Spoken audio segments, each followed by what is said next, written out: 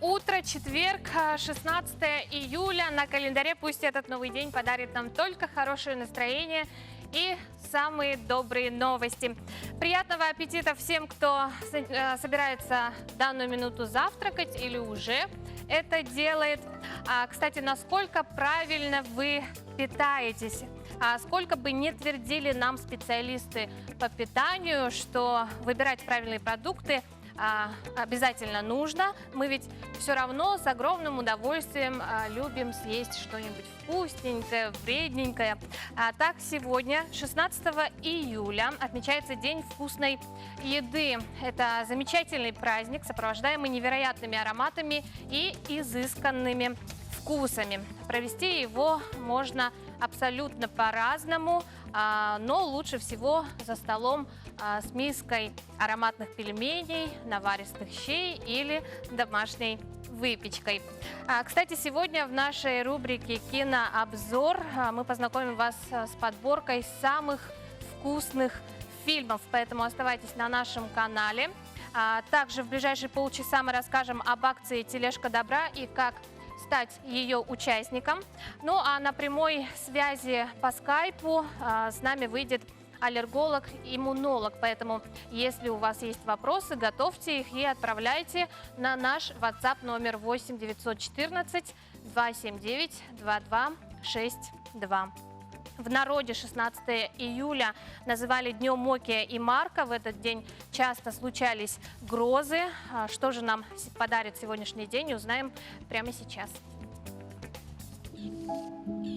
По данным Якутского управления по гидрометеорологии и мониторингу окружающей среды, сегодня в центральных Улусах в 6 часов утра температура воздуха составила плюс 21, плюс 22 градуса. Днем ожидается плюс 29, плюс 30. В Заречье утром плюс 21, плюс 23 градуса. Днем плюс 28, плюс 30. В южных Улусах плюс 20 утром, днем до плюс 25 градусов. В Вилюйских Улусах плюс 21, плюс 22, днем плюс 30, плюс 31. В Нижнеленских Улусах плюс 21, плюс 22, днем до плюс 29 градусов.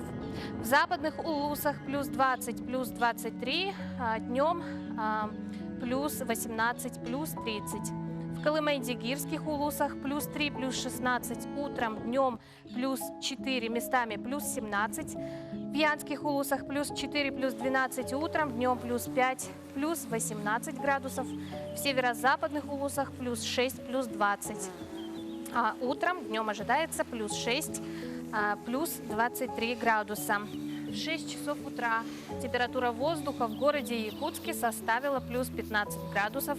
Атмосферное давление 741 миллиметр ртутного столба. Ветер 2,7 метров в секунду северный. Днем в городе Якутске ожидается плюс 20, плюс 28, плюс 30 градусов. Ну а месяц июль балует нас жаркими, знойными днями.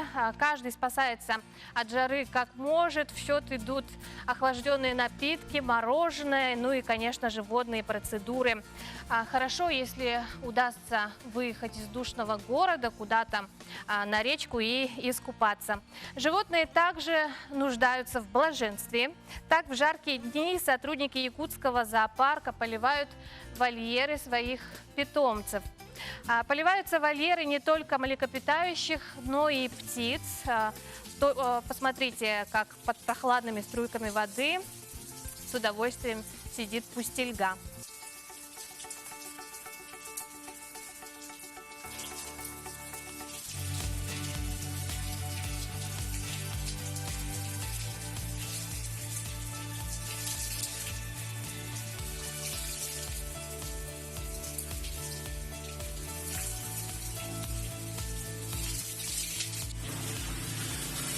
Ну а бурые медведи также обожают принимать душ, и сейчас можем наблюдать, как моется сторожил зоопарка бурый медведь Пуги.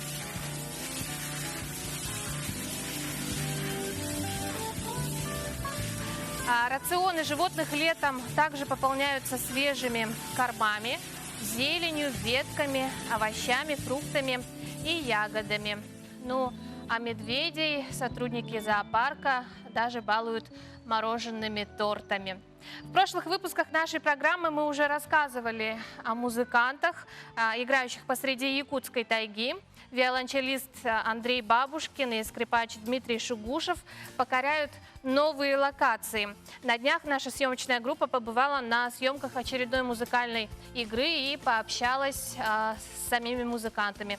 В 30-градусную жару мы попали в царство вечной мерзлоты.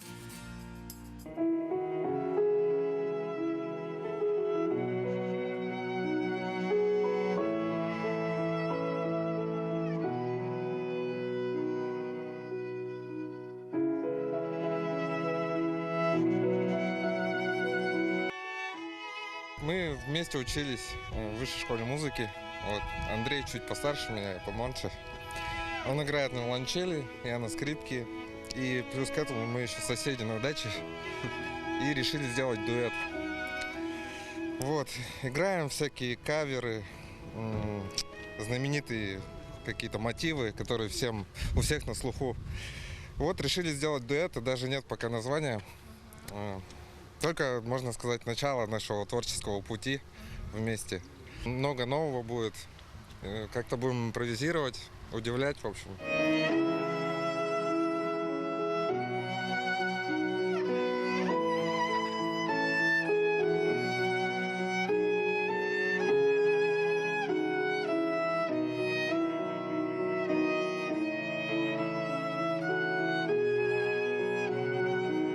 «Титаник», во-первых, красивая мелодия и хороший фильм. Здесь вечная мерзлота и как бы айсберг. То есть идеи приходят вообще спонтанно. То есть мы можем сидеть, просто встретиться, общаться там на шашлыках где-то и придумывать что-то так вот на ходу. Последний раз снимали ролик в лесу на фильм «Игра престолов». Вот. Там очень довольно-таки много просмотров. 1020 где-то, если я не ошибаюсь. 25. Ну вот, 25 тысяч, да. Ну вот. Ну, как я сказал, это только начало.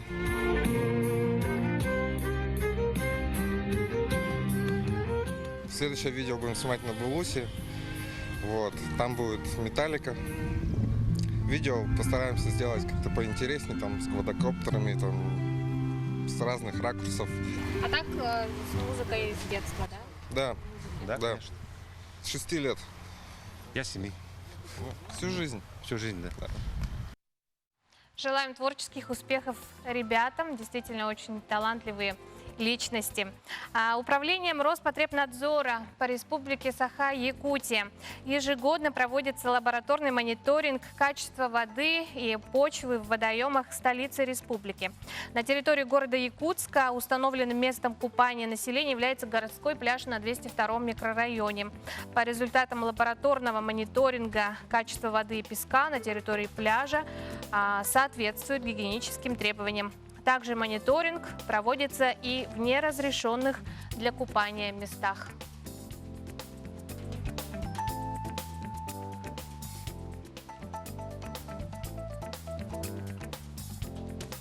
На сегодняшний день вода не соответствует по микробиологическим показателям в районе Петуховки, Зеленого луга на реке Лена, реки Шестаковки, озере Этыккёль в ботаническом саду, озере Сергелях, протоке Табагинская в селе Хатасы. А по санитарно-химическим показателям вода не соответствует в озере Хатынгюрях на первой дамбе. Рекомендуем населению не купаться в несанкционированных местах. Это опасно для жизни и здоровья. Чтобы обеспечить безопасный отдых себе и своим близким, Управление Роспотребнадзора по Республике Саха-Якутия рекомендует населению отдыхать в оборудованных и разрешенных местах купания, соблюдать правила личной гигиены, социальную дистанцию, время пребывания на солнце и в воде, не покупать продукты питания домашнего приготовления или сомнительного качества. При обнаружении первых признаков заболевания обращаться к квалифицированной медицинской помощи. Мы продолжаем наш эфир. Если у вас аллергия на лето, узнать, как она возникает и чем можно облегчить сезонное недомогание, на эти и другие вопросы нам сегодня ответит А наши гости, которые прямо сейчас на подключении по скайпу, заведующая отделением аллергологии и иммунологии консультативно-диагностического центра Республиканской больницы номер 1 Национального центра медицины Дарья Лонгинова. Дарья Дмитриевна, доброе утро. Доброе утро. Меня слышно? Вас отлично слышно. А нас слышно? Да, хорошо. Хорошо, начнем нашу беседу. Лето – это пора, когда вот как раз-таки проявляется, да, сезонная аллергия на растения, на фрукты, на ягоды. Как ее распознать и какие виды аллергии вообще бывают?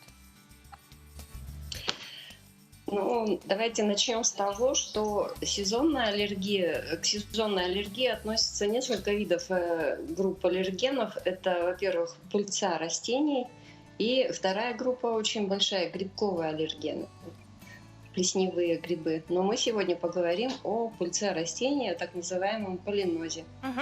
Если вы ощущаете повторяющиеся симптомы, такие как заложенность носа, насморк, чихание, зуд в глазах, покраснение глаз, першение в горле, сухой кашель, иногда приступы затрудненного дыхания, то стоит обратиться к аллергологу. Ну а кто чаще всего подвержен сезонной аллергии? Доказана наследственная роль в развитии аллергии. До 80 и более процентов имеет значение наследственность по аллергическим заболеваниям. Также имеет значение проживание в экологически неблагоприятных условиях, работа во вредных условиях труда, вредные привычки и подверженность вирусным и бактериальным инфекциям. Дарья Дмитриевна, сразу нужно при симптомах обращаться к врачу или как-то можно облегчить самому? Дело в том, что очень часто симптомы аллергии принимаются за простуду. Люди занимаются самолечением, затягивают этот процесс. И, к сожалению, очень часто имеет место позднее обращение людей. Если вы заметили симптомы, и они уже повторялись, то необходимо обязательно обратиться к врачу сразу же. Но вы сказали, чаще всего аллергия переходит наследственно, да? Да. А насколько Да. вот...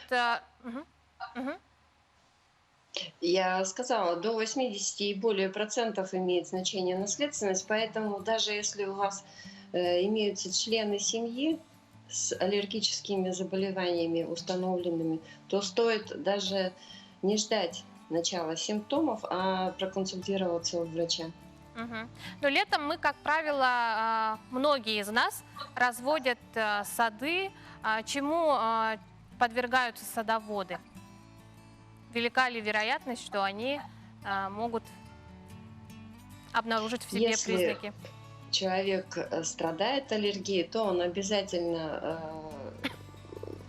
поймет, что начались симптомы определенные, да, опять же, то, что я перечислила, и дачи, нахождение на природе обязательно скажется на здоровье.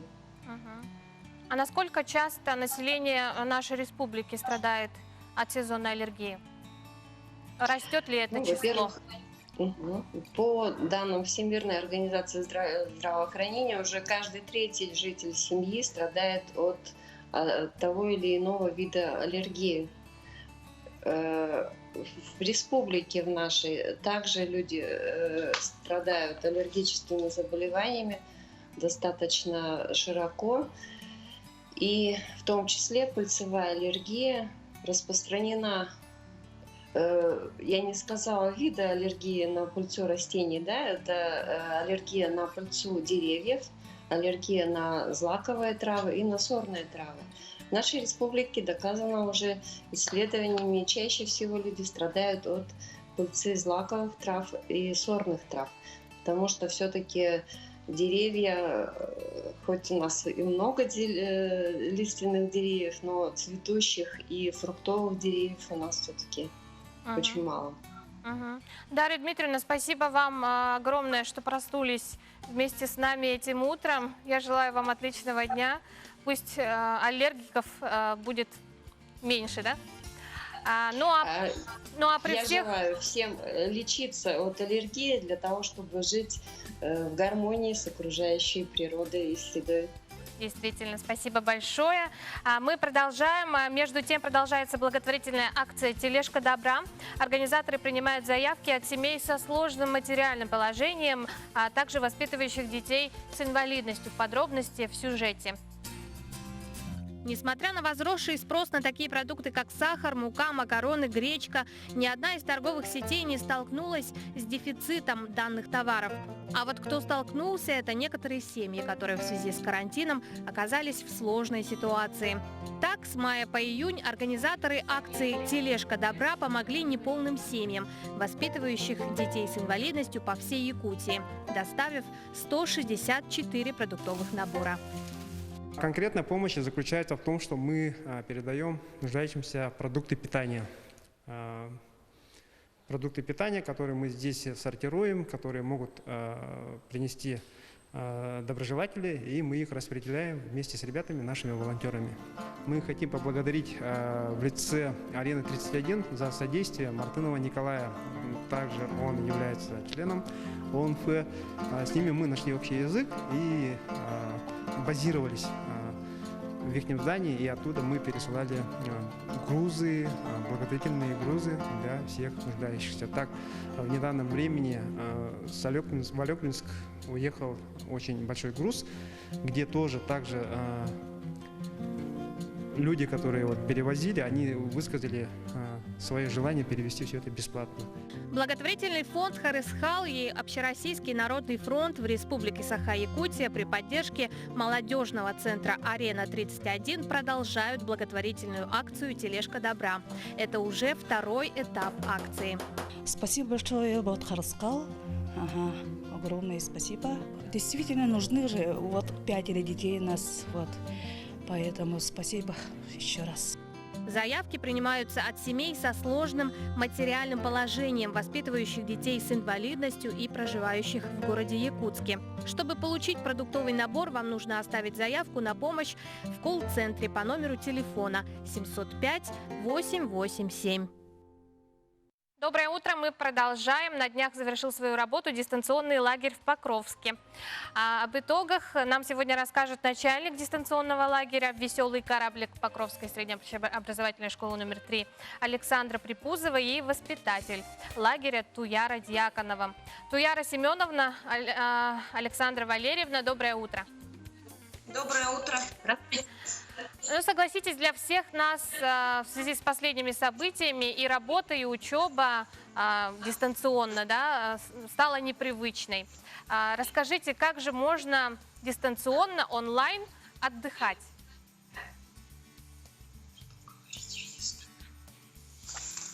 При Покровской школе номер 3 работал детский лагерь «Веселый кораблик», традиционный лагерь, но в этом году он был дистанционный. Всего было 200 детей.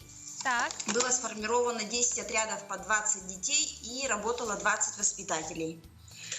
Основные направления деятельности было техническое, естественно-научное и художественное и социально-педагогическое. Значит, в ходе работы лагеря у нас проводились инструктажи с помощью Инстаграма прямой эфир, с помощью видеоконференции Zoom, и также, конечно, мы пользовались мессенджером WhatsApp, доступным для всех. С утра у нас в 10:00 начинался прямой эфир Инстаграм на страничке лагеря «Веселый кораблик», а для тех детей, которые не могли выйти в Инстаграм, значит, скидывались в WhatsApp ссылки и видео на утренние зарядки для начальной школы. Далее, значит, в 11:00 у нас начинались мастер-классы по отрядам. И мастер-классы по отрядам. Каждый отряд работал по своему направлению. И в выходные дни, значит, отряды обменивались ссылками, чтобы каждый попробовал себя в другом направлении. Угу. В 12 часов у нас начинались общеотрядные мероприятия, когда мы выходили по Zoom или же опять-таки по WhatsApp прямой эфир. Общеотрядные мероприятия, которые были расписаны на 14 дней. Так, у нас так прошли, значит, проект «Моя Якутия», проект «Вассадури в огороде», «Мой любимый город», «Быстрее, выше, сильнее», фотовыставки «Мой огород». Был проведен фестиваль «Мультипульти», где дети, например, попробовали себя в озвучивании любимых героев из мультфильмов. В 16:00 проводились у нас, значит, это был час с вожатыми, где проходили встречи с интересными людьми. Вожатые каждого отряда проводили мастер-классы. Вот как раз-таки, да, одним из мастер-классов был очень интересный по маске, да? Делали маску ребята. Да, и Яра Семеновна провела у нас в прямом эфире мастер-класс «Поговорим о COVID-19» по созданию масок в домашних условиях. Туяр Семеновна, да, пожалуйста. Да, наш отряд НЛО, находчивые, любознательные, оригинальные, мы работали в театральном направлении, где в театре существует такое понятие, как маска, но в связи с коронавирусной пандемией, инфекцией в стране и в мире, мы немножко изменили направление и решили провести конкурс. Первое – лайфхак по изготовлению противовирусной маски из подручных материалов. И второе – самое креативное украшение противовирусной маски. Также мы детям рассказали, что бывает несколько видов масок. Это вот одноразовая медицинская маска, ее можно использовать всего 2-3 часа. Также бывают респираторные, использовать 8 часов. Бывают многоразовые, например, эту я сшила сама. Значит, ее тоже носим 5-6 часов, потом ее стираем моющими средствами. Обязательно надо ее прогладить, высушить. Но возникают такие ситуации, что маски заканчиваются, надо срочно выбежать либо в аптеку, либо в магазин. Тогда к нам приходят на помощь подручные средства. Вот, например, в каждой семье есть антибактериальные влажные салфетки и обычные ножницы. Нам понадобится 4 влажные салфетки, которые я сложила друг на дружку стопочкой. Теперь я их складываю пополам. Так, затем кончики еще раз складываю на 1,5 сантиметра. Берем ножницы, отрезаем кусочек, так скажем, вот с краю, не дорезая до конца. Расправляем, и у нас получаются вот такие маски. Так, надеваем их по одному. Итак, вот немножко растянем для взрослых. Так, 1 слой. Так. Второй слой. Ой, так, второй слой. Так. И третий слой. Они очень приятно пахнут, они антибактериальные. И таким образом мы можем спокойно выбежать до ближайшего магазина, либо до ближайшей аптеки и купить настоящие медицинские маски. Точно так же можно выполнить их из обычных текстильных салфеток, точно таким же образом. И еще можно их выполнить из бумажных полотенец. Ну, это, я думаю, что все уже видели по телевизору. Александра Валерьевна, Туяра Семеновна, спасибо вам за полезный разговор, за мастер-класс в прямом эфире. Удачи вам в работе. Отличного дня. Ну а далее мы, как и обещали, подборку самых вкусных фильмов в День вкусной еды. Прежде чем стать мастером кулинарного искусства, Бон аппетит! Джулия Чайлд долго искала свое призвание. Бёв бургиньон, плавучий остров, малиновое желе, лобстер тремидор и еще много чего французского и очень вкусного Джулия и Джулия приготовят прямо у вас на глазах. В фильме переплетены две истории. Первая о скучающей жене дипломата, которая решает пойти в кулинарную школу и становится знаменитым поваром. Вторая об операторе колл-центра, которая ставит цель за 365 дней приготовить 524 блюда из известной книги рецептов, а все результаты описывать в своем блоге. Не бойся, Джули. Мэрил Стрип, Эми Эдамс в комедии Не трогать. основаны на 2 реальных историях.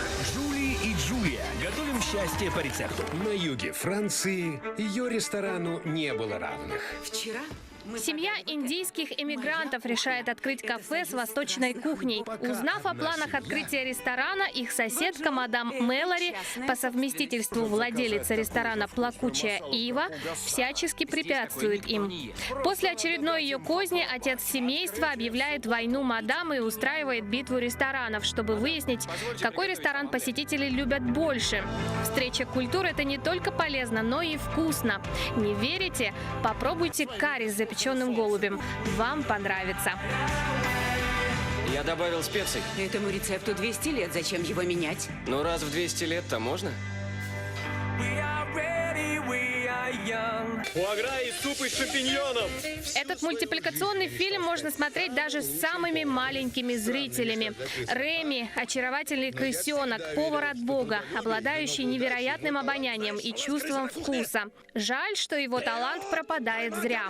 При одном взгляде на него люди истерично визжат и гонят несчастного с кухни. Однажды Реми встречает поваренка Лингвини, который не только его не испугался, но и спас крысенка от злого шефа. Ребята быстро находят общий язык, становятся друзьями и потрясают парижских гурманов новыми блюдами.